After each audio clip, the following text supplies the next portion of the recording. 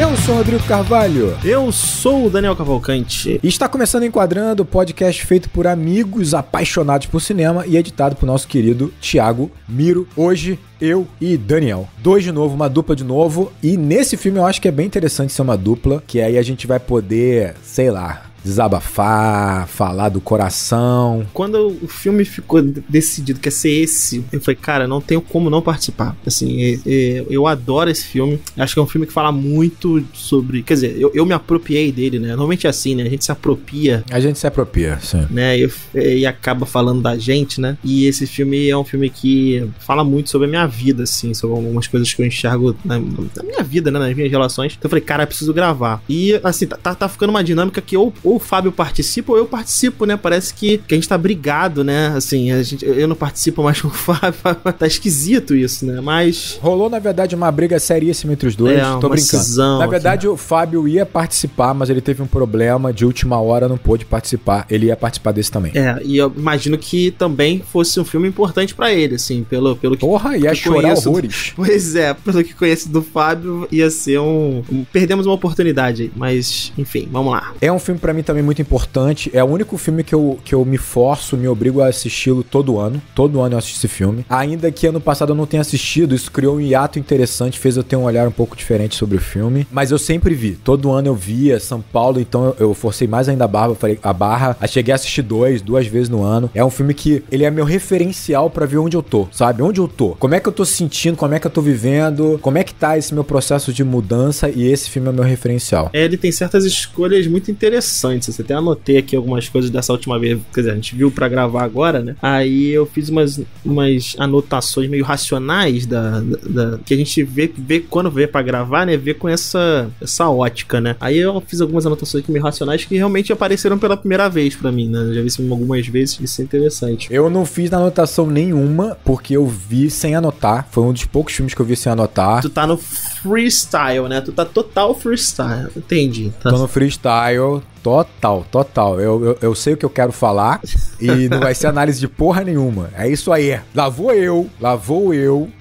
De novo, exagerar, falar demais de mim, falar demais da minha vida. Uma questão importante. Todo ano eu tenho um filme assim. Todo ano. Esse ano eu tenho certeza que é esse filme, o meu enquadrando do ano, Natureza Selvagem. Ano passado foi a Ghost Story. Então se você quer ouvir os programas que eu mais me revelei, mais me abri, exagerei, não deveria, a Ghost Story foi do ano passado. 2023 foi O Brilho Eterno de uma Mente Sem Lembrança. 2022 foi After Sun. E 2021, que é o nosso primeiro ano da retomada, foi A Chegada.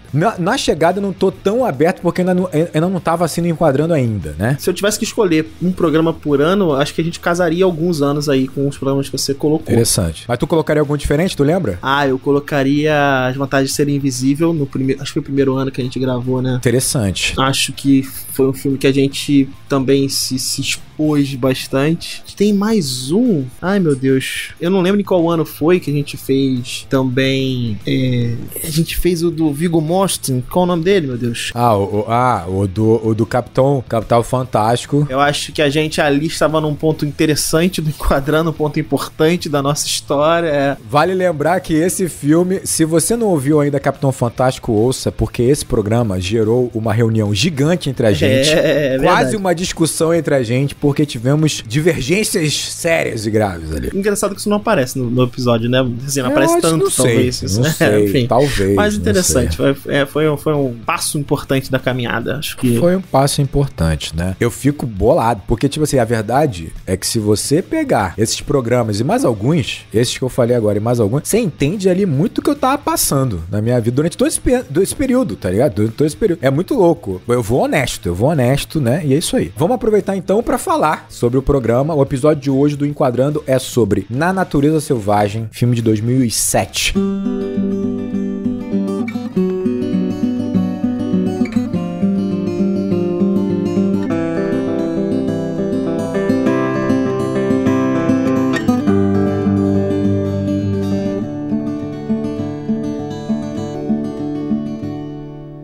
Um filme que divide bastante as pessoas, vou falar aqui, a gente vai trazer algumas polêmicas pra cá, mas que é o único filme, como eu falei, que eu me obrigo a assistir todo ano. Ele foi dirigido pelo Champagne, e eu vou fazer um detalhe aqui, eu vou criar uma exceção aqui. Eu não vou falar de outros filmes que ele dirigiu, porque ele não tem uma carreira assim, tão chamativa como diretor. Pois é. Mas ele tem como ator. Então vou colocar alguns filmes aqui que ele atuou e foram filmes interessantes, filmes importantes. Então assim, Milk, A Voz da Igualdade, ele é protagonista, Sobre Meninos e Lobos, 21 Gramas, são alguns dos filmes, né? Ele faz uma participação em A Vida Secreta de Walter Mitty, né? Que é bem divertidinho, né? Bem legalzinho. Gosto muito desse filme do Walter Mitty. Eu fui no cinema ver, não esperava... Ele é tipo uma natureza selvagem pasteurizado. Muito soft, exatamente. Assim, mas é muito, muito, muito soft. Muito soft. Mas é gostoso de ver. Eu tava enrolando pra caramba pra ver esse filme. Eu vi um pedaço, aí falava, maneiro, é legal, mas tá bom, parei. Aí assistia mais um pedaço, cara, porra. Aí eu falei, não, tá bom, peguei um domingo. Domingo é dia pra esses filmes, né? Domingo é dia pra fuder tua cabeça e ficar refletindo. Porra, preciso viver, preciso fazer alguma coisa e tal. Vou começar amanhã, vou começar na segunda, amanhã já vou começar a viver. Vou começar amanhã, exatamente. Aí botei A Vida Secreta lá, do Walter Mitty, e terminei. Gostei bastante do filme, acho o início dele melhor do que o final, do que o miolo ali. Tem um miolo meio complicadinho, mas é bem gostoso de ver, bem legal mesmo. O papel do Champagne, né? É legal. É legal caralho, né? É uma participação mesmo, assim, só no final. É a participação, né? Participaçãozinha. Antes da gente entrar no filme, queria dar uma dica, não, né? Na verdade, foi um processo, um ritual que eu fiz aqui. O que acontece? Caralho, fala aí. Esse filme, ele tem uma trilha sonora muito... Porra, eu ouço essa porra todo dia. Eu ouço todo dia essa trilha sonora. Do Ed Vedder, né? E assim, eu não lembrava disso, não sei porquê. Então quando entrou, eu falei, caralho, esse é o filme que a trilha toda é dele, basicamente, né? Só tem uma música no meio ali que não é. Mas, em comparação, e até por causa disso, é uma pena o Fábio não tá aqui. Porque tem uma música do Pink Floyd chamada Wish You Were Here, que se você botar no YouTube aí, você pode procurar Pink Floyd Into the Wild. Você vai ter uma montagem. Maneiro, hein? Não vi, não. Fan-made mesmo. Na época dos anos 2000 ele tinha muito disso, né? Você pegava um clipe, né, uma música e fazia o clipe. E fazia um clipe lá com cenas do filme, né? Cara, eu lembro de assistir esse vídeo. Eu até passei esse vídeo uma vez pros meus alunos de projeto de vida, né? Uma matéria que tem agora aqui na rede estadual. E, cara, eu botei esse vídeo pra ver agora, antes aqui, 5 minutinhos antes de eu começar a falar com você, e me debulhei em lágrimas, maluco. É impressionante. Muito bom, muito bom. A letra da música fala um pouco sobre...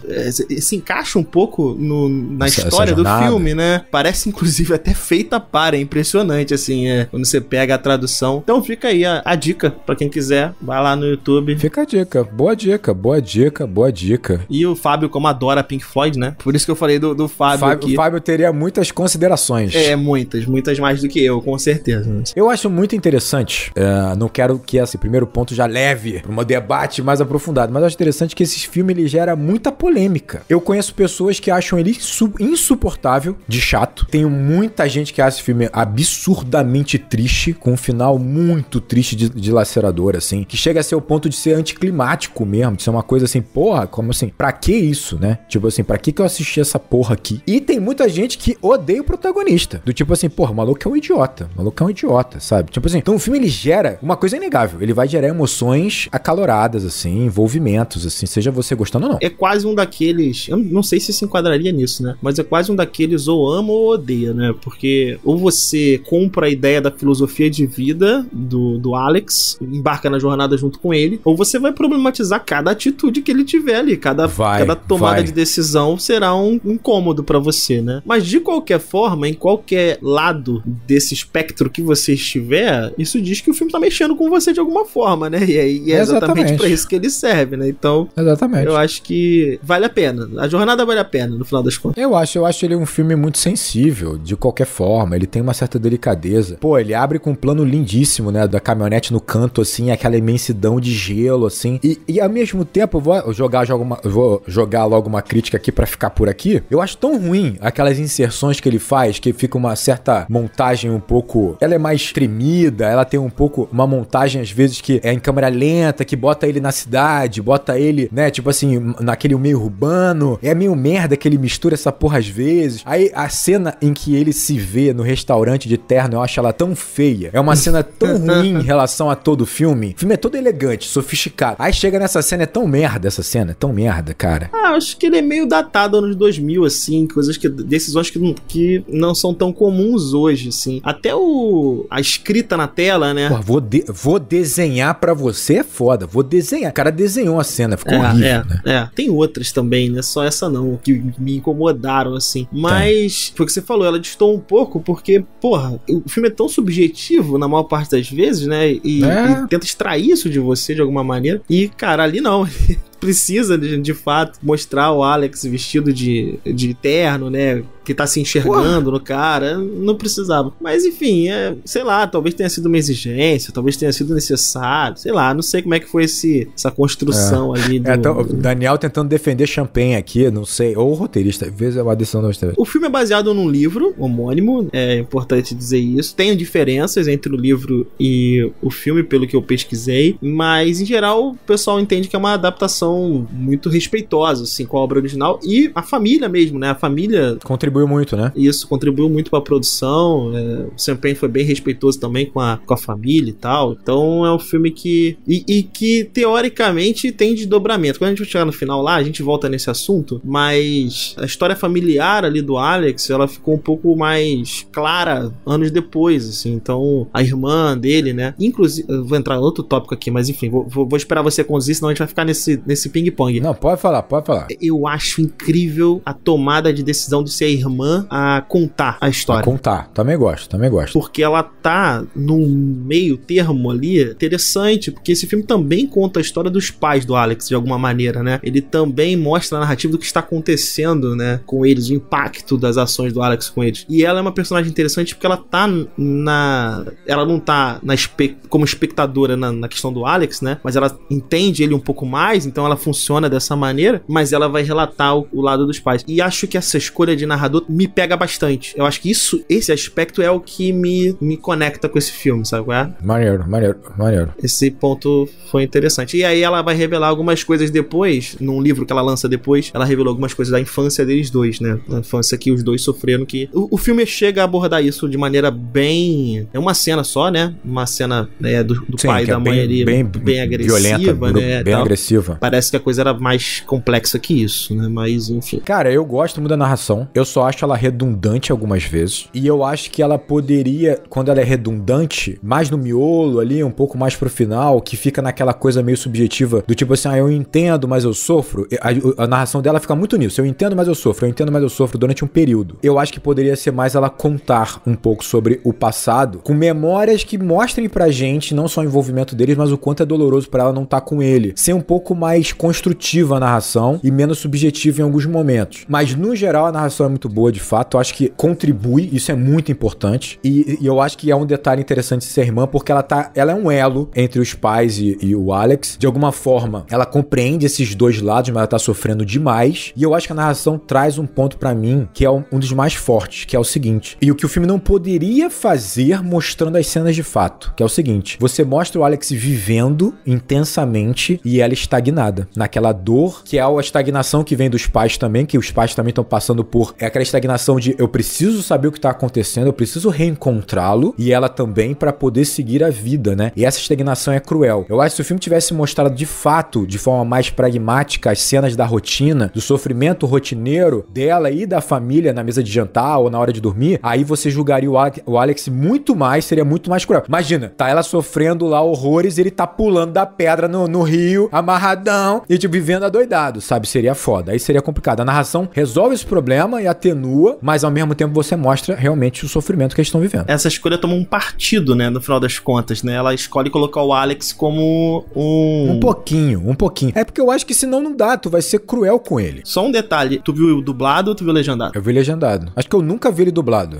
Então, eu vi ele eu ouvi, né, perdão, de duas formas, né? Eu vi primeiro comprando ele na Amazon, quer dizer, primeiro não, né? Primeiro eu vi ele no Mercado Play, tá disponível gratuito no Mercado Play. Uma experiência complicada, porque ela tem anúncios o tempo inteiro. Caraca, que merda. É complicado. E dublado, né? Tá dublado lá. E a dublagem da narração, ela retira muito da emoção do filme pra mim. Isso, normalmente a gente elogia a dublagem brasileira, assim. Sim. Mas eu acho que essa dublagem da narração, ela é muito monótona, cara. Ela não traz emoção nenhuma. Parece que enfim, sugestão, vejam legendado mesmo. Porra, essa é realmente... Até pra fazer essa comparação, porque eu acho que fez diferença pra mim, assim. Sim, imagino. Porra, tá doido. Deixa eu trazer a sinopse aqui pra gente poder falar do filme livremente. Então vamos lá.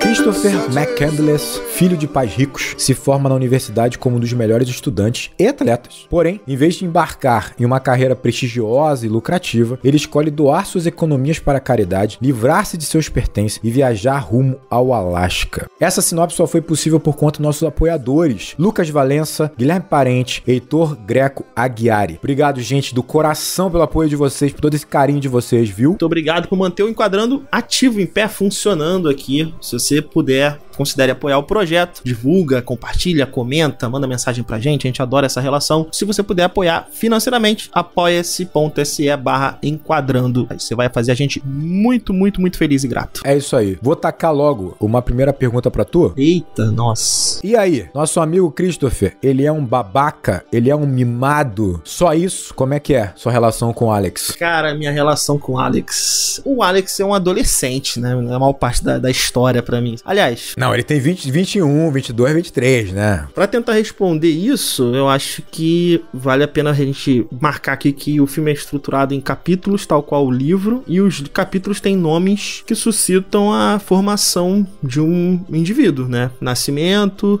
adolescência, depois tem um que é masculinidade, o quarto capítulo é família e o último é a conquista da sabedoria, né? São os 5 capítulos que o filme tá dividido. E a maior parte da história, a gente tá nos 3 primeiros capítulos aí iniciais. Como é que eu enxergo o Alex? E acho que isso é um exercício muito interessante. Assim, eu tento muito a ideia de respeitar a escolha. Eu entendo, talvez eu concorde, talvez eu não concorde, mas eu respeito a escolha. Eu acho que a escolha do Alex, tal qual um adolescente, pessoa que se formou agora, né, um adolescente rebelde, vamos dizer assim, é drástica, é abrupta, é muitas vezes até hipócrita, vamos dizer assim. Mas eu vejo verdade na escolha dele. Então, assim, é um protagonista que deixa muito claro pra mim erros logo desde o início, né? Erros não é uma palavra, mas aspectos da sua personalidade.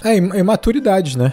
Frutos da imaturidade dele. E por causa disso eu acho ele autêntico, de certa forma, né? É óbvio que é uma adaptação, ele tem algumas questões adaptadas aí do personagem principal para o homem real, né, no caso. Mas eu compro o vigor da juventude dele, eu compro a ideia. Eu acho genuína a tentativa. Ainda que eu discorde da maneira, eu compro a ideia dele, assim. Tem um conceito que eu vou usar muito nesse programa, ou algumas vezes, que ele é oriental, mas ele tá em alguns campos também da psicologia, que é uma ideia assim, de que quando você nasce, você tá espalhado pelo mundo. Seus pedaços, seus micro pedaços estão espalhados pelo mundo. E uma das suas missões é você descobrir quem você é. Talvez seja a nossa grande missão, né? Como indivíduo, a gente entender quem nós somos, o que nós queremos, quem nós somos de verdade, né? A gente vai chamar isso de essência, vai chamar isso de self, vai chamar isso do cacete a 4, né? Tipo, partícula divina, alma. Mas o fato é, se abrindo ao mundo, e aí eu não tô falando simplesmente de você fazer um mochilão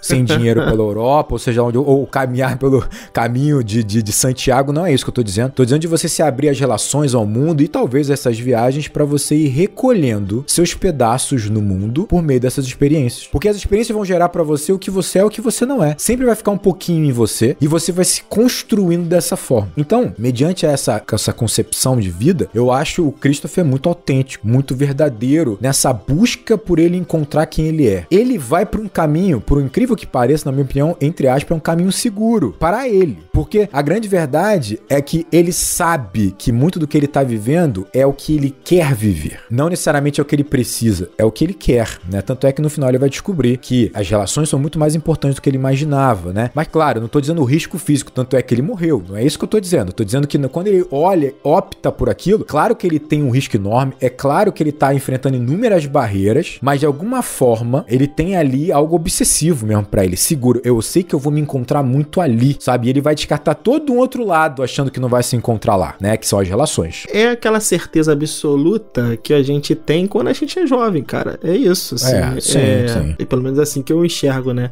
O Daniel, de 20 anos, de 19 anos, de 18, 20 anos, tinha muito mais certeza da vida do que o Daniel de 37, com certeza. Nossa, eu tinha muito mais. Pois é. Então, assim, e ele é um personagem que ele se mantém muito preso nessa ideia, né?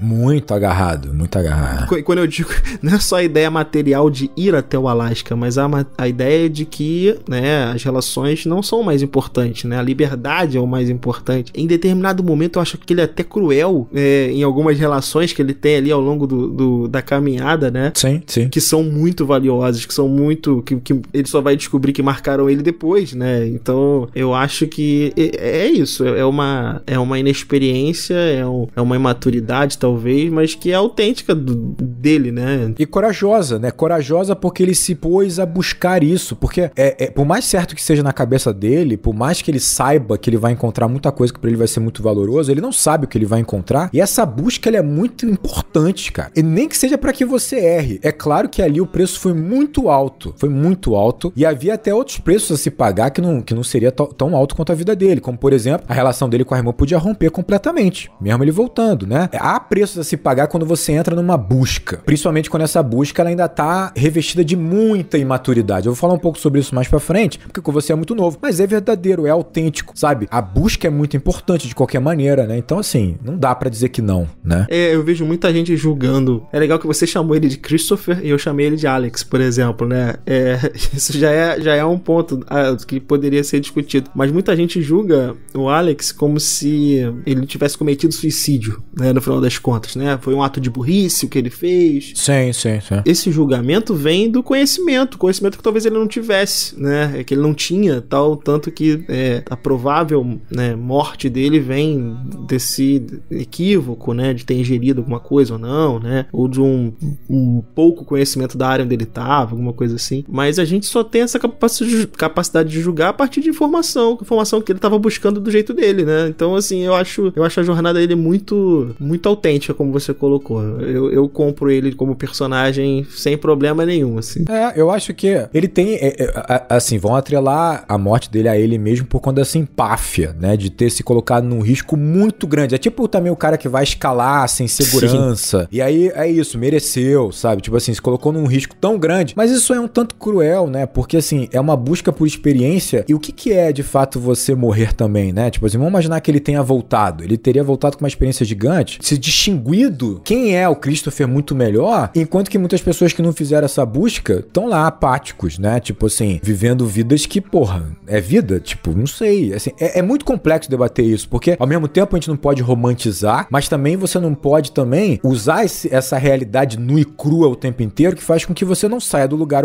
nunca, não se enxergue, não olhe pra si mesmo e tal. Só que o Alex, pra mim, tem um ponto que eu acho muito interessante que tem a ver com isso, que assim, talvez se você olhar ele se relacionando com os personagens, com as pessoas que ele vai conhecer, você vai achar que ele faz enormes conexões, né? Porque no fundo, ele dá muita atenção. Ele tá muito aberto a ouvir a pessoa, a se colocar ali por inteiro, né? Tanto é que você tem uma cena que ele volta pra falar com aquela mulher, né? Aquela mais hippie, que é a Jen. E aí, ele volta pra ela e fala assim, olha, se você não for comer comigo agora, eu vou ficar a noite inteira com você aqui do seu lado até o momento que você quiser. Ele tem essa coisa de doação. E aí dá uma sensação de que, porra, esse maluco se conecta. Na minha opinião, porra nenhuma, né? Não, também acho. Porra nenhuma. Ele tem tantas barreiras e tanta certeza do que ele quer, que ele não é honesto na troca. Só que ele não percebe que ele não é honesto na troca. Quem se conecta com ele são os outros. Não é ele. Não é ele. Ele acaba não percebendo o que ele causa na vida dessas pessoas, né? Então, que tipo assim, pra elas é muito maior do que o impacto da jornada pra ele, no final das contas. Então, né? Mas isso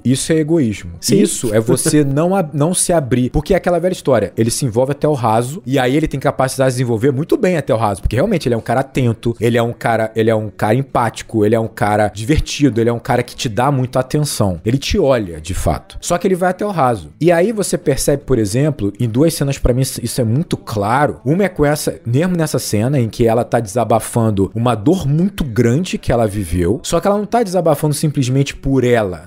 Ela está desabafando por ele. Se ele fosse honesto na troca com ela, ele ia impactar ela, mas ela ia impactar ele também. E eu não tô dizendo que ele ia deixar de ir pro Alasca, eu tô dizendo que ele iria ligar pra irmã, mandar uma carta. Ele iria de alguma forma entender a dor daquela mulher que ele está conversando de verdade e usaria isso isso na sua própria vida. Isso é você trocar, é você se colocar vulnerável também, é tirar as barreiras, porque ela tirou, porque ela se deixou ser tocada por ele, ser afetada por ele, né? E ele não permite isso nunca. Cara, com o velho é bizarro. Tipo assim, quando o velho chega pra ele no topo da montanha e fala, olha só, cara, ele perdeu a esposa e o filho num acidente, ele na guerra. E ele fala, quando a gente perdoa, a gente ama. Ele aceitou aquele garoto afetar a vida dele inteira. Não é só porque ele tá sem o filho, não é só isso, gente. Não é porque ele só teve uma perda, ele podia não ter tido uma perda e deixar aquele garoto afetar ele, trazer mudança, fazer ele... Ou seja, isso é ser honesto, é você se colocar de vulnerabilidade naquela relação que você gosta, que você tem carinho, né? Tem apreço. O Alex não faz isso, porque ele vai ignorar o desabafo de um senhor sobre talvez a maior dor na vida que você pode ter, né? Então, assim, isso é de fato uma defesa, uma proteção, porque ele não quer ser atingido para não haver a possibilidade de transformar a certeza em dúvidas e ter que mudar o caminho que ele traçou para ele. Quando eu falei que ele é muito rígido, né, na escolha, né, que ele é imutável, é justamente sobre isso. Não é nem tanto sobre o objetivo de ir até o Alasca, é que ao longo da jornada, ao longo do caminho, ao longo das interações, ele não se muda, ele não muda, cara. Ele não se, quer dizer, ele vai ganhar ali conhecimento, ele vai aprender a mexer com couro, ele vai mexer a como trabalhar com a terra, ele vai mexer, mas emocionalmente ele não tá entregando. Ele vai ter experiências divertidas e legais com aquelas pessoas, tá ligado? Ele não vai entregar emoção, essa interação emocional com ninguém. Esse personagem específico aí que você falou, pra mim ele tá... Enfim, a gente vai chegar lá no final, a gente fala dele mais especificamente. Que é o Ron, né? Ron, que é o senhor, né?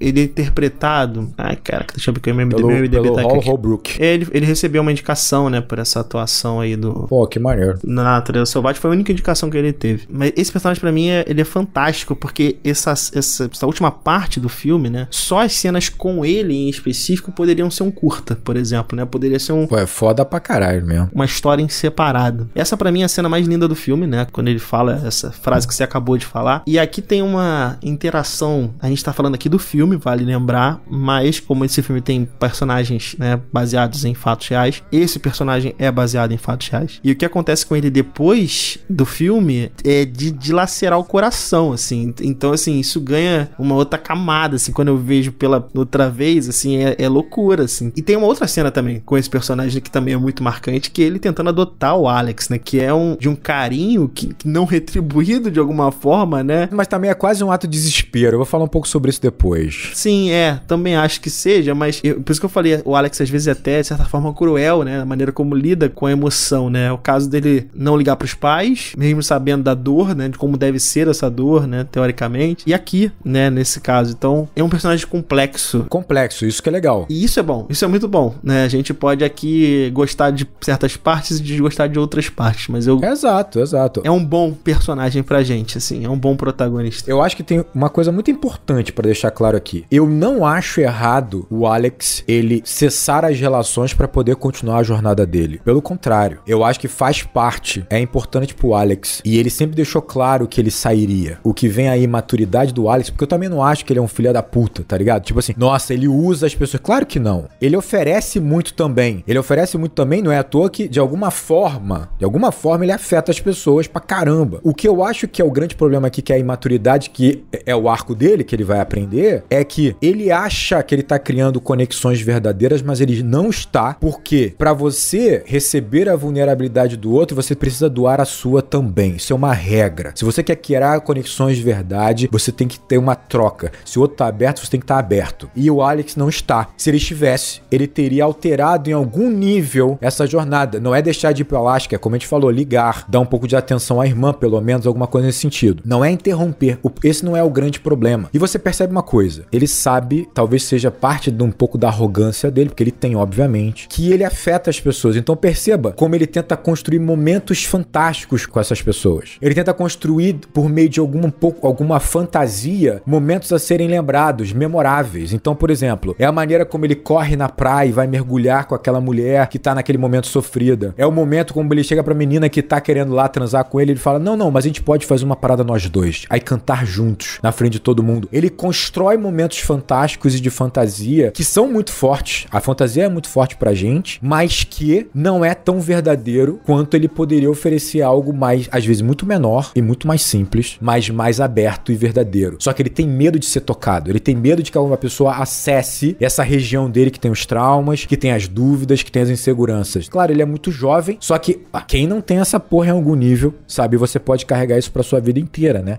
Por isso que eu acho o Alex, o Christopher, um personagem fantástico, porque ele é encantador, mas ele tem as cagadas dele e as merdas dele. E vale ressaltar aqui que tanto o livro quanto o filme deixam bastante claro, não, né? Porque cada um pode ter a interpretação que quiser, mas há uma sugestão de que isso vem devido a uma relação péssima com os pais, né? Uma relação sim.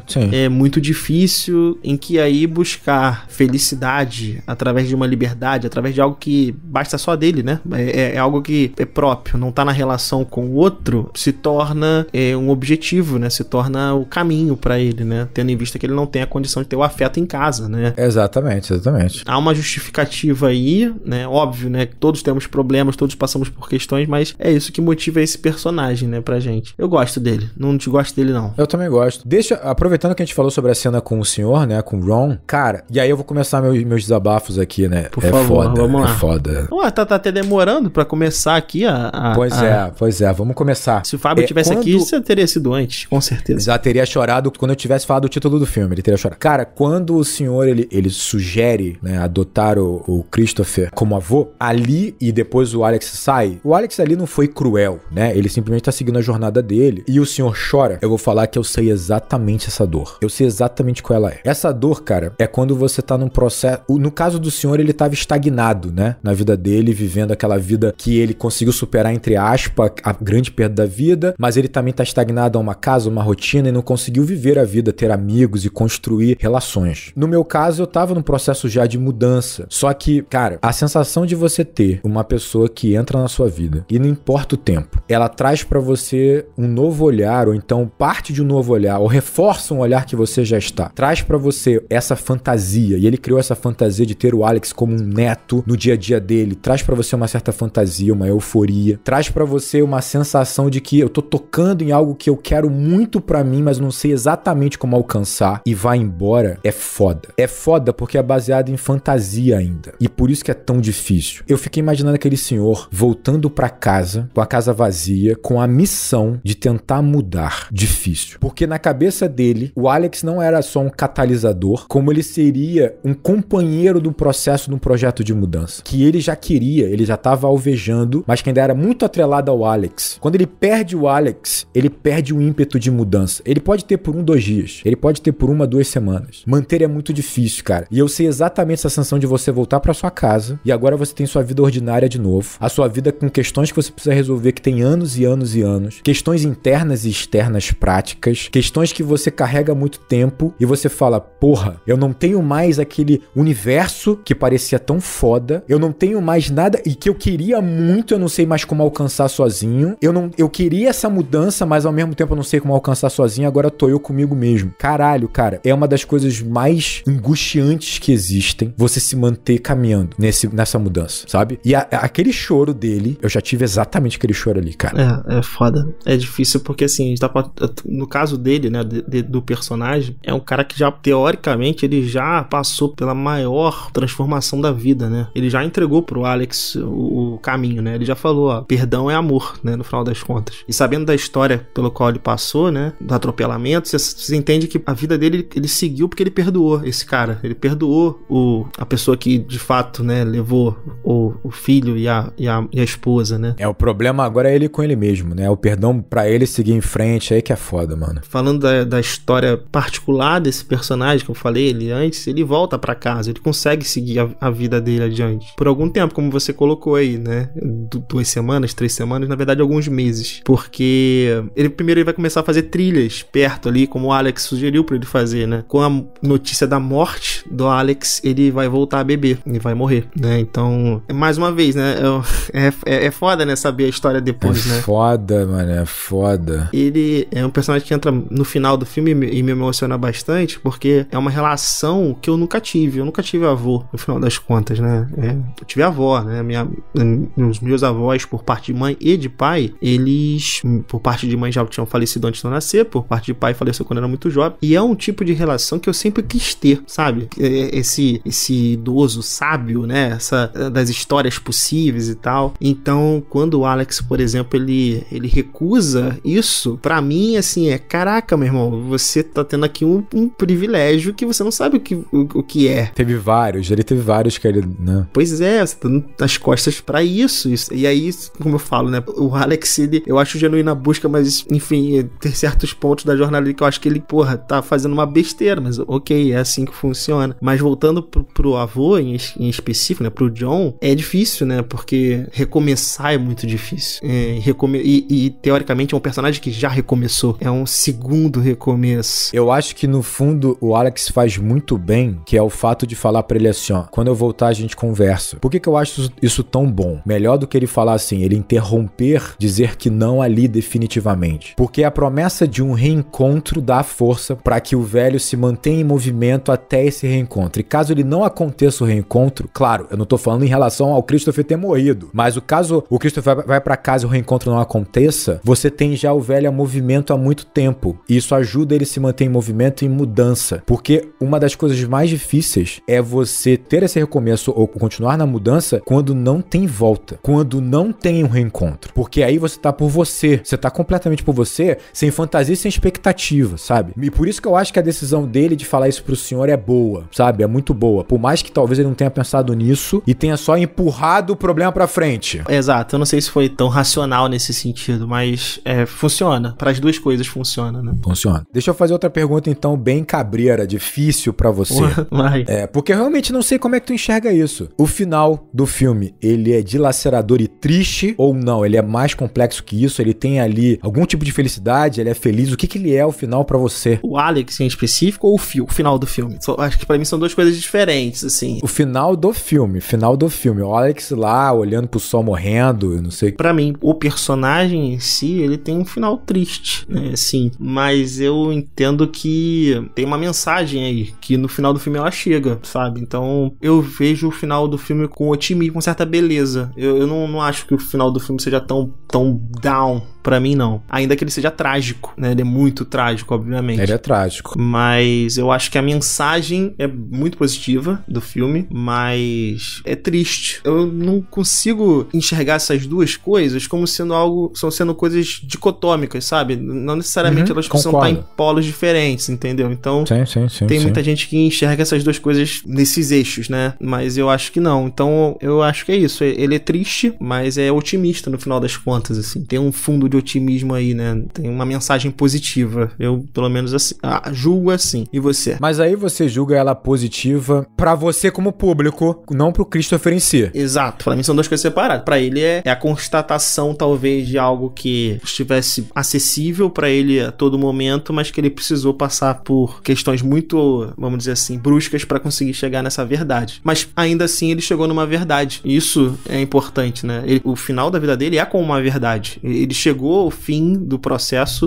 com essa verdade, né? É melhor do que se ele não tivesse chegado, né? Seria mais trágico pra mim se não tivesse aquela mensagem no livro. Isso seria muito trágico, sabe? Sim, faz sentido, maneiro. É simples assim, entre aspas, né? Quando você tem uma visão mais materialista, e quando eu digo materialista, pelo amor de Deus, gente, não é consumista, não é capitalismo, é só que você não atrela a sua vida a questões espirituais, a você ter essa questão espiritual. Tende a enxergar a morte do Alex, pra ele, obviamente, uma grande tragédia. Tipo assim, ainda que ele tenha a verdade dele. E eu entendo, porra. Tipo assim, quando ele tem a verdade dele, quando ele finalmente tá aberto a viver tudo aquilo, ele morre. Porra, cara, sabe? Agora, quando você é espiritualista, não, né? Porque, teoricamente, você vai imaginar que ele vai ter ali uma nova encarnação, o espírito dele vai com essa verdade. Porque esse ponto é muito importante pra quem é espiritualista. A sua vida é o aprendizado. E às vezes é o aprendizado. E ele teve o aprendizado. Então, isso é mais importante de tudo. Porque porque ele vai carregar, o espírito dele vai carregar essa verdade, vai carregar esse aprendizado que, porra, agora é muito mais importante pra ele, né? Tipo assim, e ele chegou lá, ele alcançou isso, né? Eu gosto do final do filme, no final das contas, assim. Eu também. Ainda que seja trágico, eu gosto dessa resolução. Acho, no entanto, que ela abrupta, talvez, não sei se é a palavra, mas acho que ele mingua muito rápido, sabe? Talvez gostaria que enquanto ele está enfermo, talvez houvesse mais flashbacks dele chegando a essa conclusão, sabe? Chegando à conclusão que ele chega. Entendi. Pode ser interessante, uma construção melhor, né, dessa conclusão, né? Da ideia dele, né, da assertividade dele, porque a gente fica muito preso a um flashback, né, com alguns flashes dos personagens que passaram pela história dele e muito preso na relação dele com o John, né, que é o final do filme ali. Provavelmente ele chegou nessa conclusão, nessa máxima, pensando na família, pensando nos pais, pensando na irmã, e eu sinto falta dessa construçãozinha ali, talvez ser um pouco melhor, mas... Pode ser. O que eu senti um pouquinho, faltou eu sentir ele tentando sobreviver mais, sair. Tipo assim, ele tentou uma vez e eu não vi ele tentar por outro lugar, eu não vi ele tentar depois, e aí ficou uma sensação, sabe, eu sei que era impossível, que é uma história real, mas você fica com aquela sensação de, porra, faltou um pouco dele lutar um pouco mais nesse aspecto, né? Mas assim, isso não deixa de ser uma certa bobeira, assim. Cara, o final pra mim, ele tem um ponto que aí eu vou já atrelar o que eu tinha falado sobre a gente, teoricamente existe esse conceito de que você tá espalhado pelo mundo, né? E você vai se encontrar em pedacinhos seus ao longo das experiências que você tem. E tem uma parada, cara, que eu tava lendo, né? Eu pilhei pra caralho de ler Jung, né? Falei, vou ler Jung porque tem a ver com roteiro, porque ele fala de arquétipo, tem a ver com espiritualidade, o cara é foda, vamos lá, tá na moda, tô modinha, fui ler Jung, não li. Nunca saiu da moda, cara. Nunca saiu da moda, né? Aí ele nunca precisou nem entrar. Ele era a moda. Mas é isso. E aí ele fala sobre uma parada, cara, que eu achei muito foda, que é esse conceito de individuação, né? Que é quando o indivíduo, de fato, ele começa a se reconhecer, ele começa a entender quem ele é, o que ele deseja, o que ele busca, qual é o caminho. E claro, eu me senti reconfortado porque ele fala que, no geral, você vai começar a se abrir pra isso com seus 40 anos, mais ou menos. E ele fala isso, e eu falei, porra, pelo menos uma porra boa. Uma porra boa desse bagulho, tá ligado? Tô na idade série correta, tô aqui no... tô por ali. Ele fala por ali. Cada um tem seu tema, é por ali. E eu acho muito interessante como ele vai defender isso, porque ele vai falar assim, cara, você precisa tanto de maturidade, mas você precisa de experiências também, porque é daí que você vai resgatando quem você é e quem você não é. Você precisa disso. E depois depurar isso, aos poucos, pra você encontrar um pouco dessa calmaria que é você entender quem você é. E aí tem um ponto que ele fala que eu acho foda, que é o seguinte, que há um risco e um preço quando você é muito novo e você tem muita certeza, mas certeza de verdade, não é certeza adolescente, é aquela certeza que tá no teu âmago do que você quer e do que você é. E tanto é o Alex, é o caso de algumas pessoas que seguem uma profissão, e aqui eu não tô falando só de profissão, porque as pessoas sempre acham que eu tô falando só de profissão, né? Tipo, pelo amor de Deus, eu tô falando de coisas mais amplas, né? Que também pode enquadrar a profissão. E aí são pessoas que seguem, cara, uma trajetória, um comportamento, uma postura, se vestir, que é tão intensa desde muito cedo. E isso é bacana, ainda mais no mundo que a gente vive, pô, uma linha reta faz uma diferença do caralho. Só que ele fala que aí que tá o perigo, tá no fato de que você vai seguir uma linha reta com muita certeza e você vai ignorando o que você tem certeza que não é. E às vezes, e muitas vezes, experiências de coisas que você não é, também tem coisas que você é. A vida é assim. Então, o caso do Alex, eu acho que ele é o perfeito pra ilustrar isso, né? Porque o risco é tão grande que ele perdeu a própria vida. Mas mesmo que ele não tivesse morrido, se ele tivesse voltado, ele poderia ter perdido muita coisa por conta dessa certeza absoluta desse caminho dele, seguir tão cegamente esse caminho, tá ligado? Tipo, eu acho que esse filme é perfeito pra embasar. Sim. Eu tenho alguns alunos, por exemplo, que a gente faz, de novo, projeto de vida, a matéria que abre espaço pra gente discutir bastante coisa. Não é a minha matéria de formação, obviamente, mas a gente tenta fazer o melhor possível. Os alunos normalmente têm muita certeza do que eles não querem fazer. Inclusive, essa é uma dinâmica que eu estou fazendo com eles nesse momento, né? A gente separou o que você jamais faria, o que você talvez escolhesse como profissão, como objetivo depois de sair da escola, e o que você faria. E normalmente as certezas, essas certezas máximas, máximas que você colocou, elas existem. Eu tenho alunos que, professor, eu tenho certeza que eu quero fazer isso aqui e não existe talvez, todo o resto eu não faria. É isso aqui. Óbvio, por motivos muito diferentes, né? Nem sempre eles vão seguir nesse caminho. Eu até falei isso pra eles, olha, muito provavelmente 2 nessa sala de 40 farão como profissão o que vocês me disseram aqui hoje, o que vocês estão falando aqui agora, né? Mas é uma certeza que ela existe e eu concordo inteiramente com você, porque as experiências ao longo do caminho, mesmo do que você não quer ser, acabam somando, né?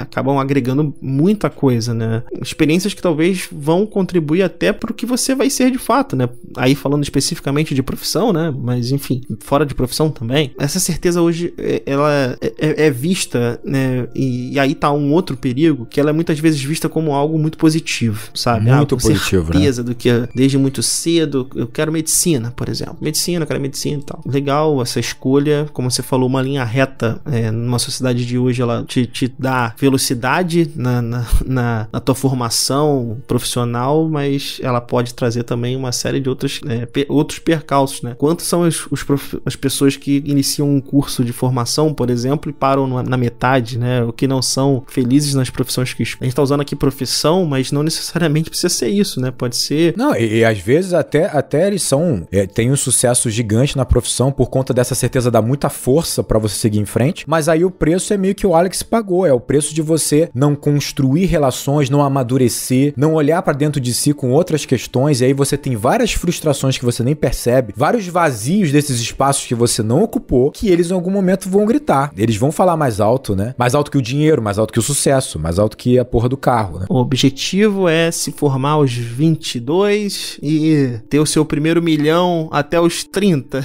Aí tu casa, aí tu tá triste pra caralho, insatisfeito, aí tu vai pro Legendários. Tu vai pros Legendários pra você ganhar força, pra se manter naquela prisão que é o casamento, é a tua vida, porque parece isso, né? Querido, parece isso é foda, né? A gente acaba tentando remediar depois, né? Em vez de construir ali, pavimentar o caminho. Eu gosto muito da ideia, eu gosto porque bem ou mal tem a ver com a minha história, eu preciso gostar, porque é a minha história, né? Fazer o quê? Mas eu gosto muito dessa ideia de que, cara, os seus primeiros anos de vida, talvez até os 30 hoje, até mais, ele é um sketch.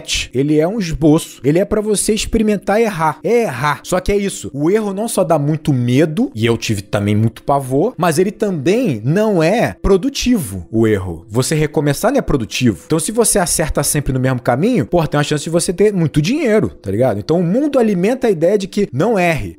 Ou erre no mesmo caminho sempre e continue insistindo que uma hora você vai conseguir, porque esse é a parada, tá ligado? Só que é isso, a ideia de que você tem uma fase da vida que é uma grande experiência de você errar, tombar e você olhar e falar, tá, o que daqui é meu, sabe? O que eu sou daqui? É foda, né? Eu acho que isso fala bastante sobre também a ideia de você não construir espaços seguros pro erro. Que eu acho que é o caso do Alex também. Não é seguro pra ele errar em casa. Ah, pode ser, interessante. Entendeu?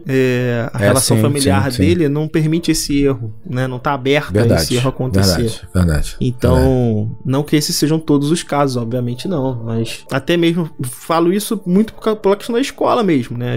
É um ambiente seguro pra você errar. Deveria ser.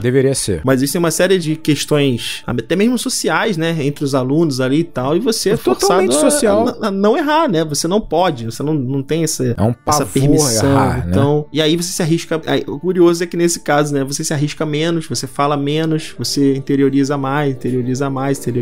Experiencia menos, exatamente. É uma bola de neve, né?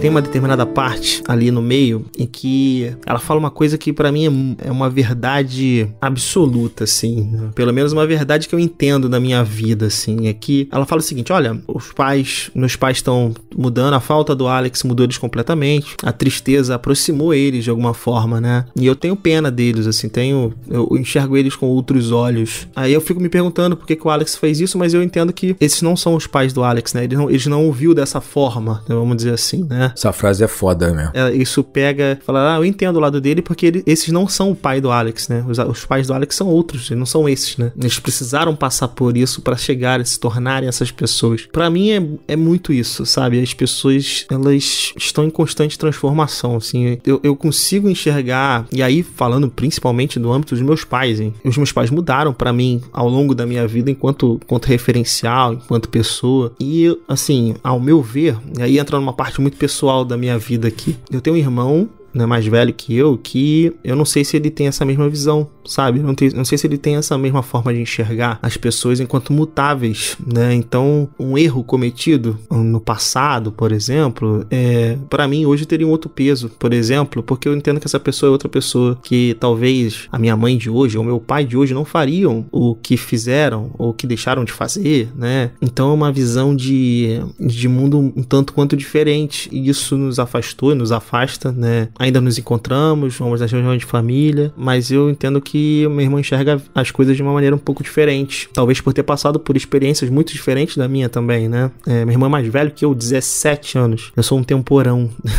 Eu sou filho da minha irmã. Minha irmã é 15 anos de diferença de mim, né? Então, são processos diferentes, que levaram a pessoas diferentes, obviamente. E aí, é como se meu irmão fosse o Alex aqui nessa história, sabe? É como se... E eles são pessoas completamente diferentes, tá? O meu irmão é muito mais prático, é muito emotivo também, né? Obviamente tem muitas e muitas qualidades, meu referencial quando eu era criança, mas que isso afasta, né? E aí, por exemplo, quando eu falei do clipe lá do Pink Floyd, por exemplo, essa é uma música que me liga completamente ao meu irmão, né? Que o refrão é esse, né? I wish you were here. Eu queria que você estivesse aqui. Queria que você estivesse mais presente. Queria que você estivesse conosco, né? Mas, enfim, respeitar também, como eu falei, né? Eu respeito muitas decisões pessoais, né? Assim, entendo que talvez esse seja o caminho dele. Sim. É uma pena. Eu queria que ele estivesse aqui, mas, enfim, nós somos dois peixes nadando no mesmo aquário, no final das contas, né? Então, no final das contas, né? A música fala muito comigo em relação a isso e pra mim, o filme, quando bota a narração nessa personagem, é basicamente essa a percepção que eu também tenho, sabe? O que cada um dos lados tá perdendo na falta dessa relação, sabe? Então, sim, é um filme que é pesado pra mim nesse sentido, mas que é importante. Então, assim, eu guardo esse filme com muito carinho, assim, porque eu acho que ele fala muito sobre mim também, assim, não na personagem principal, no personagem que aparece pouquíssimas vezes nessa cena, né? Mas que tá ali, né? Conduzindo, assistindo essa história. Né? É foda. Eu acho que você falou uma parada que eu demorei muito a aceitar ou entender, que uma relação que é feita, obviamente, de duas pessoas, os dois são responsáveis por ela. Eu demorei muito a entender isso, sabe? Tipo, eu sempre me coloquei, não sei se por arrogância ou por insegurança, eu acho no geral a arrogância é gerada pela insegurança, né? Como um certo responsável pela relação sempre. E eu achava que o sacrifício tinha que vir de mim sempre, o esforço vir de mim sempre, pra que aquela relação ela se mantivesse. E o que você falou faz muito sentido, assim, tipo, não, a relação ela é dupla, ela é uma mão de duas vias, há escolhas tanto do seu lado quanto do outro lado, e muitas vezes tem a ver com ele, não com a gente, não comigo. E se a pessoa realmente decidiu se manter mais distante ou tomou algum tipo de olhar que faz com que haja esse atrito, em alguma forma a gente tem que aceitar e respeitar. A gente se dedica e dá o esforço necessário, mas com nossos limites também, com as nossas contradições também, ninguém é perfeito. Mas eu acho que é entender o espaço e o momento de cada um também, né? Que é foda, cada um tá no seu momento, né? E é justamente isso, cada um tá num momento diferente, assim. Então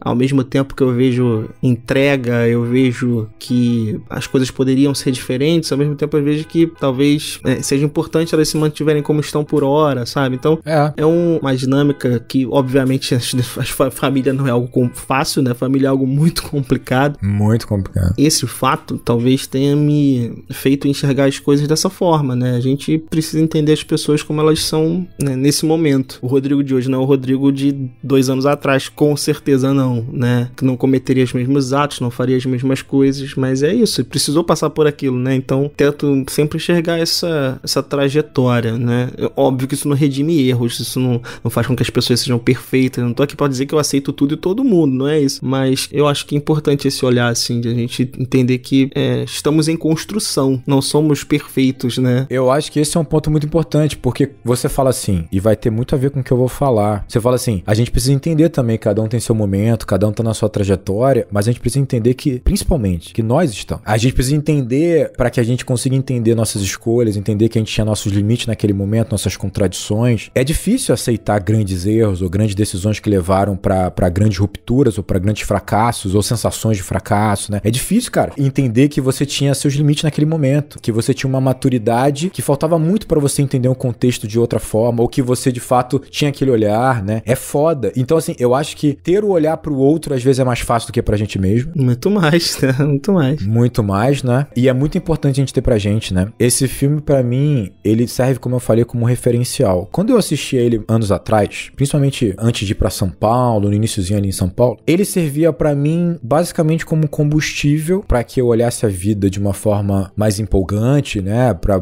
aceitar me arriscar mais as experiências, porque eu sempre fui de ficar mais no meu quarto. Mas ele tinha uma função importante de eu continuar valorizando as relações, com a importância que tem. Pra mim, relações são a fundação da vida. É a estrutura máxima da vida, são as relações. Então, pra mim era importante assistir esse filme pra lembrar disso sempre, pra eu continuar regando e alimentando as relações que eu conseguia também naquele momento. Mas esse filme também, de alguma forma, ele gerava um pouco de culpa, um certo desconforto de que eu percebia que eu não teria a coragem do Alex, do Christopher, sabe? Pra me jogar pro mundo e pra situações arriscadas que me trariam, talvez, experiências muito fodas, assim. Não tô dizendo no nível dele, mas, assim, algum nível, né? Eu me sentia muito acovardado, eu me sentia muito pequeno, sempre pensando que o meu universo era minúsculo, sabe? Eu não tinha viajado muito, eu não tinha me colocado em situações de você falar com outro e não depender, sabe? Viver com dinheiro, com pouco dinheiro, ou sem dinheiro, ou depender da ajuda do outro, ou trocar com o outro, quebrar a vergonha, eu me sentia muito pequeno. E isso foi mudando aos pouquinhos, eu fui tendo uma relação um pouco mais, né, um pouco mais saudável com o filme, mas é engraçado que eu fiquei, né, como eu falei, eu fiquei 2024 sem assisti-lo.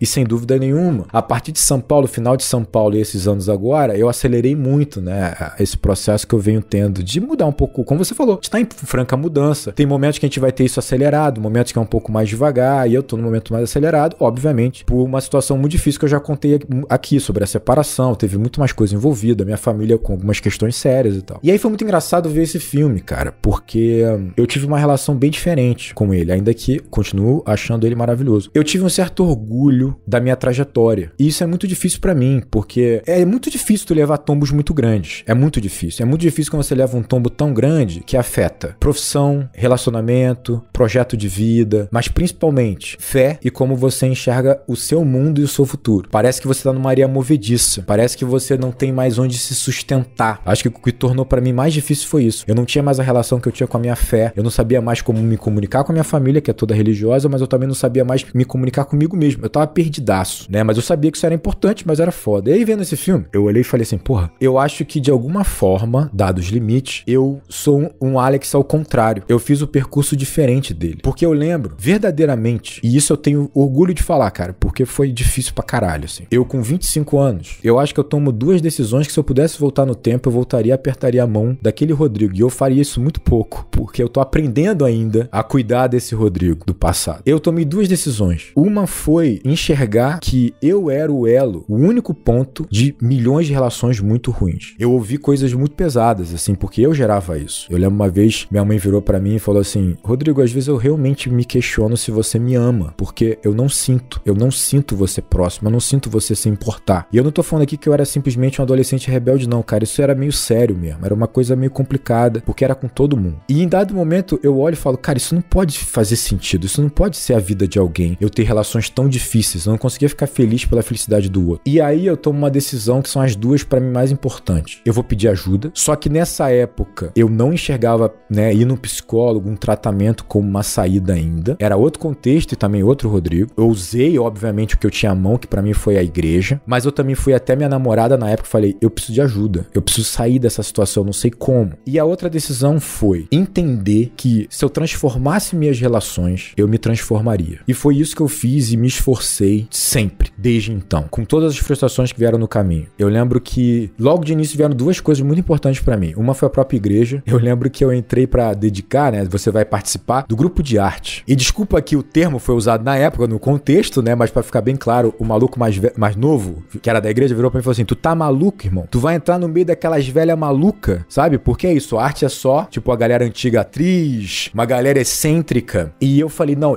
se eu quero mudar minhas relações, porque eu tenho dificuldade de aceitar muita coisa nas pessoas, que na verdade tem a ver comigo, não com as pessoas, eu vou começar, eu já tô aqui, vai ser aqui. E eu fui tentando entender aquelas pessoas e me abrir pra elas. E fui conseguindo aos pouquinhos. E a outra foi a minha própria sogra, que eu já tinha tido, na época, brigas com ela grande, uma pessoa que eu tinha muita dificuldade, enorme. E eu falei assim, como é que eu faço pra mudar essas relações, essa relação com ela? Como é que faz? E aí foi quando eu falei, cara, eu vou ficar mais atento a ela, pra poder entender quais são as qualidades que eu não vejo, quais são os defeitos que eu vejo que não existem, o que ela é, como ela é. E comecei a ficar mais atento e comecei a ouvir mais e falar mais sobre ela, pra ela, na conversa com ela. E eu lembro que a relação foi mudando, e era terrível, dela chegar, e pra mim foi uma enorme vitória, de eu chegar na casa da minha namorada na época, e ela falar pra mim assim, a minha sogra, falar, Rodrigo, nossas cervejas já estão no congelador. Porque a gente sentava pra tomar uma cerveja e pra conversar. E eu lembro que teve um momento muito especial pra mim, o relacionamento tinha acabado, e ela me encontrou, né, a minha sogra, minha sogra, me encontrou na Fiocruz. E aí ela me abraçou e falou assim, ó, você tem que carregar uma coisa pra vida. Você tem uma mãe a mais. Eu sou sua mãe também. Quando você precisar, você vai falar comigo. E foi aí que eu falei, caralho, esse é o caminho. Obviamente eu fui me transformando ao longo desse processo, tive muitas frustrações, todo o caminho de mudança é muito difícil. E eu vou alcançar, já falei isso aqui, eu vou alcançar 6, 7 anos depois, a minha maior vitória nesse aspecto, que foi mudar minha relação com a minha avó, que era viver minha vida inteira com ela. Eu já contei isso, e era a grande relação difícil que eu tinha pra mudar. Mudar essa relação foi uma comprovação, sabe, de que esse era o caminho de fato. Mas nada é tão simples. Eu levei meus tombos, porque a vida vai te obrigar a você entender ao inverso do Alex também. O Alex vai descobrir que as relações são a fundação da vida. Mas para isso, ele partiu pensando na relação dele com ele mesmo. Quando eu parti pensando nas relações de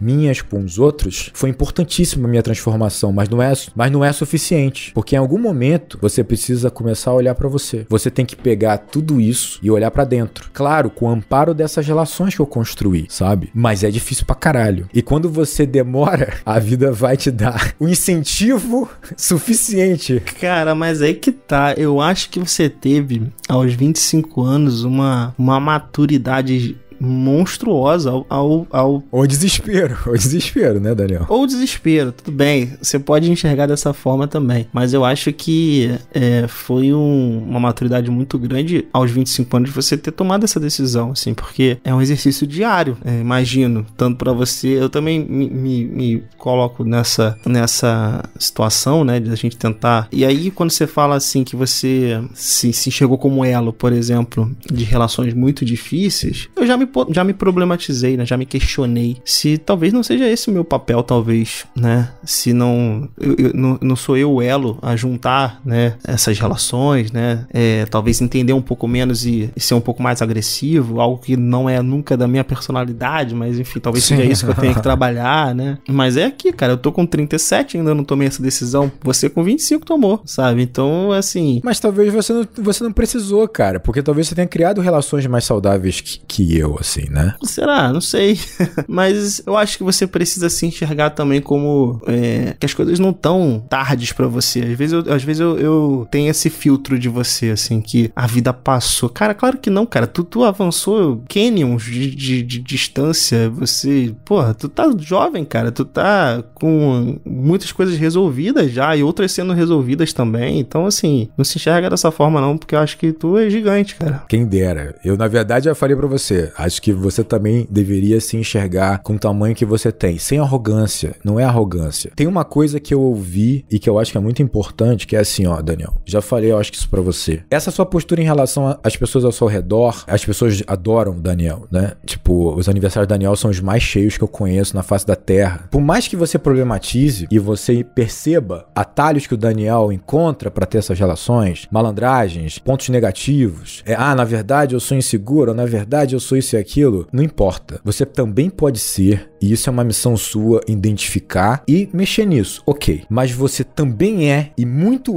o que faz essas pessoas gostarem de você. Esse é o ponto. Eu tive que aceitar esse processo de entender que mesmo com toda a minha insegurança, o que eu tinha conquistado, mesmo que eu achava que não valesse porque eu tinha malandragem, ou atalho, ou insegurança, na verdade vinha de pontos positivos meus que também estão lá. Não importa se você construiu ou não, se você inventou ou não, e você também, eu acho que é importante você olhar dessa forma. A problematização é importante pra caramba. É a busca de você olhar a tua sombra mesmo, cara. Mas não questiona o que você tem de bom.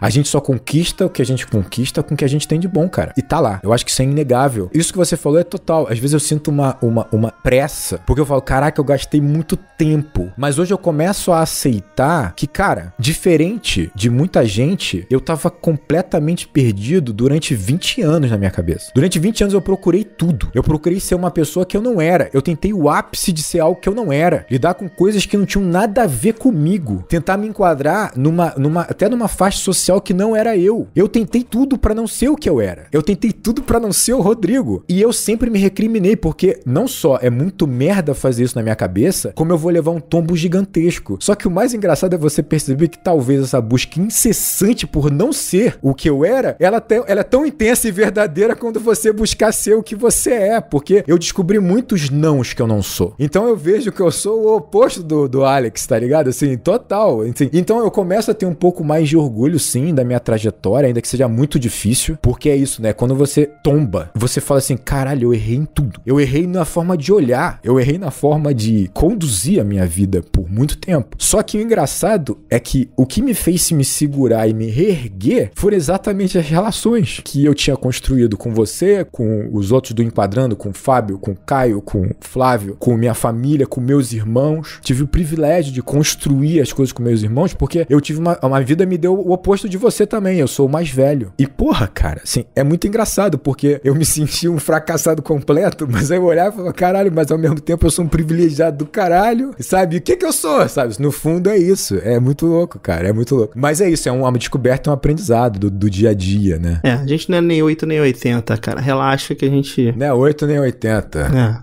Estamos no caminho. Exatamente. Não precisa ser tão drástico quanto o Alex aqui, mas a gente vai chegando nas nossas verdades máximas, né? Então, o pior é que eu acho que, como eu falei, pelo outro lado, eu fui meio drástico pra caralho, assim, né? Como o Alex, assim. Mas de uma outra forma, né? Num outro caminho, numa outra busca, assim. Intenso, né? Romantizando sofrimento pra caralho, porque eu adoro fazer isso. Romantizar sofrimento pra caralho, né? É ótimo, essa parada é ótima. Eu me pergunto o seguinte, né? Você já viu Natureza Selvagem outras vezes, tanto é que você tem uma relação interessante. Mas você viu agora, há tão pouco tempo de nascer, sua filhinha. Como é que foi essa relação com o filme agora? O que trouxe pra você? Talvez essa situação da paternidade no filme, ela tenha me aflorado, assim, porque sendo muito verdadeiro, assim, a ficha do nascimento da Clara, pra mim, ela não caiu completamente. Sim, imagino. Eu tô numa lógica muito racional e tenho falado isso pra todo mundo, assim. É óbvio que eu já tenho uma relação de amor por aquilo, por aquela ideia, mas isso não tá dentro de mim, não é material em mim, sabe? Algo que pra Michelle já é, né? Então são relações muito diferentes, então eu tô numa lógica de preparação, tem que estar tudo pronto, né?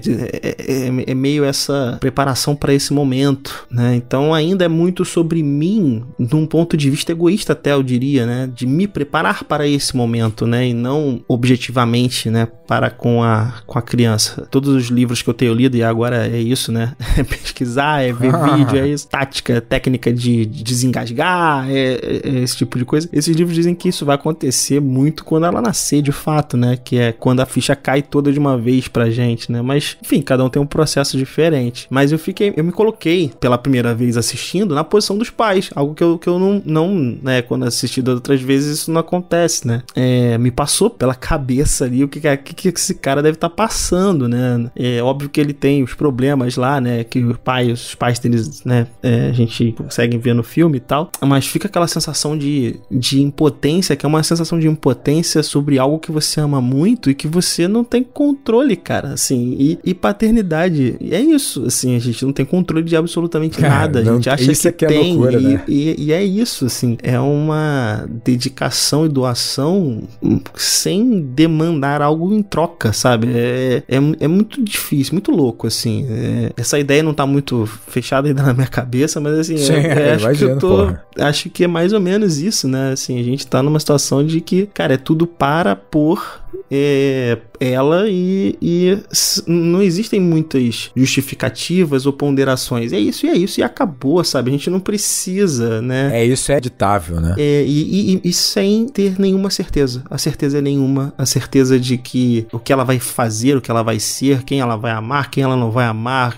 do que ela vai gostar, é nenhuma. E aí, vendo o filme na perspectiva, analisando essa perspectiva, por isso que eu acho que o Alex é um tanto quanto, não posso dizer se ele é egoísta ou não, né, nesse caso, mas sim, não sei porque que ele passou em particular, como eu falei aqui, né, tem, né, novas informações sobre os casos de família dele e tal, mas me dói muito a ideia de que não saber por onde está. Porra, isso deve ser desesperador, cara. O que aconteceu, o que vai acontecer, me dói muito essa ideia, assim, então... Nossa, eu imagino. Enfim, espero não sofrer isso pelos próximos anos, né, que ela, né, esteja sempre sobre ótica aqui, que aos 30, aos 40 esteja... Vou ficar atento, vou mandar mensagem pra aquela, Clara, tá tudo bem, tu tá pensando em fazer uma porra de um Michelin maluco? Sempre, meu pai sempre me dizia uma coisa, me diz ainda, meu pai não faz, meu pai tá vivo, né, claro, mas assim, meu pai me disse uma coisa quando eu era jovem, que eu acho que cabe a vocês falarem a ele, eu também vou falar pra ela, que é o seguinte, olha só, se você for fazer alguma besteira, se você for pegar uma mochila e ir pro Alasca, alguém tem que saber, alguém, pode não ser eu, pode não ser sua mãe, alguém tem que saber. É uma boa. Alguém tem que saber pra se der a merda, a gente chegar até você. Nunca precisei fazer isso, né, até porque eu fui de uma infância muito calma, meu pai achava que eu era uma outra pessoa, no mínimo, pra falar um negócio desse pra mim, mas acho que é um ensinamento válido. É válido, é muito válido. Sabe uma parada que me veio? Assim, a gente tava falando muito sobre mudança, né? E a gente, no geral, a gente tem uma mudança que ela vai ser gradativa, alguns momentos se acelera, alguns momentos se desacelera e tal. E você tá vivendo uma parada que a mudança, ela praticamente tem data pra acontecer. E é uma mudança gigantesca, é mudança que você sabe que você vai mudar como pessoa instantaneamente. Você já está mudando, e quando você segurar esse bebê, vai mudar mais ainda e tem quase data pra acontecer. Como é que é a relação com essa porra, mano? É só pavor?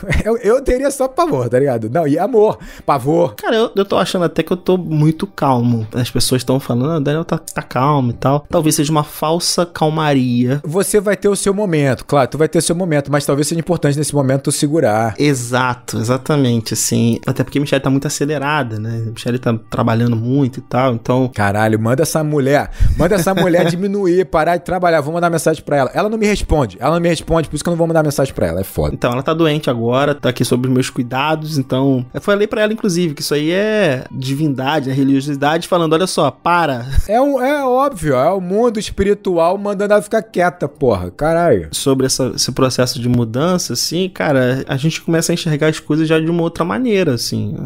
Sendo bem prático, por exemplo. Cara, preciso gravar enquadrando enquanto eu posso, porque nem sei se vou poder participar de muitas gravações no futuro, então preciso gastar meu tempo agora nesse projeto, que é algo importante pra mim. Preciso terminar o doutorado. Terminei, graças a Deus. Entreguei muito por causa dela também, por causa dessa notícia do nascimento. Então, assim, eu me vejo muito liberando minhas prioridades, que são agora outras completamente novas, assim. Tá ainda muito na minha cabeça, tá menos prático. Aqui em casa só, basicamente, é o quarto dela, que a gente tá preparando, né, de 1000 formas diferentes, mas esse deadline ainda não me assusta, ainda que ele esteja muito próximo. Ó, galera, a gente tá gravando no dia 12/8, a previsão de nascimento é para entre o dia 30 e dia 7 do próximo mês. Carai. Então, assim, falta menos de 20 dias, 25 dias. Eu tô mais nervoso que o Daniel, fudeu. Tô mais nervoso que o Daniel. Talvez na semana ali eu esteja desesperado, mas aí vocês só vão saber depois também.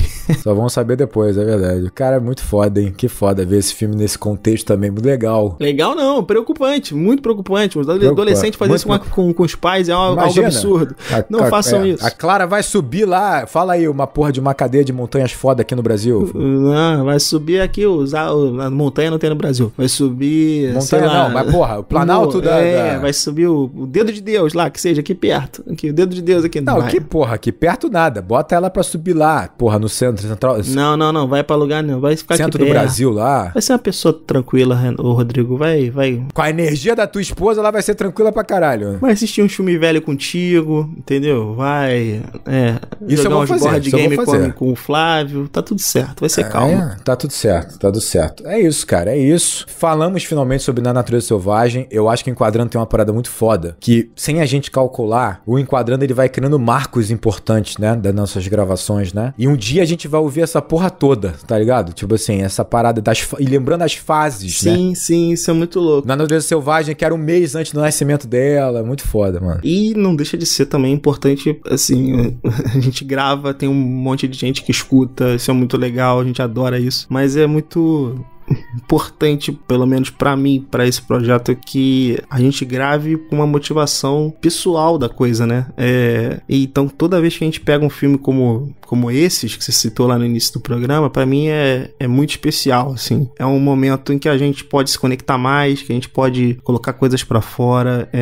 É uma espécie de ajuda aqui, de autoajuda aqui, né? Nossa, aqui entre a gente e tal, de divã aqui. E que vocês estão convidados, todo mundo aí tá convidado a participar também, colocar o que puder, o que quiser. Exatamente. Cara, é isso então. Vamos então, já que a gente abriu esse espaço aqui, cara, gostando muito que vocês estão interagindo muito mais com a gente lá no Spotify, né? Os programas têm recebido mais comentários lá no Spotify. Muito bom. Já que agora tem esse recurso, né? Então comentem lá pelo Spotify mesmo, pode ser. Aproveita e dá 5 estrelas, isso que eu ia falar. Dá 5 estrelas. Dá 5 estrelas. Avalie a gente. Pra Clara, dá 5 estrelas pra Clara, pelo amor de Deus.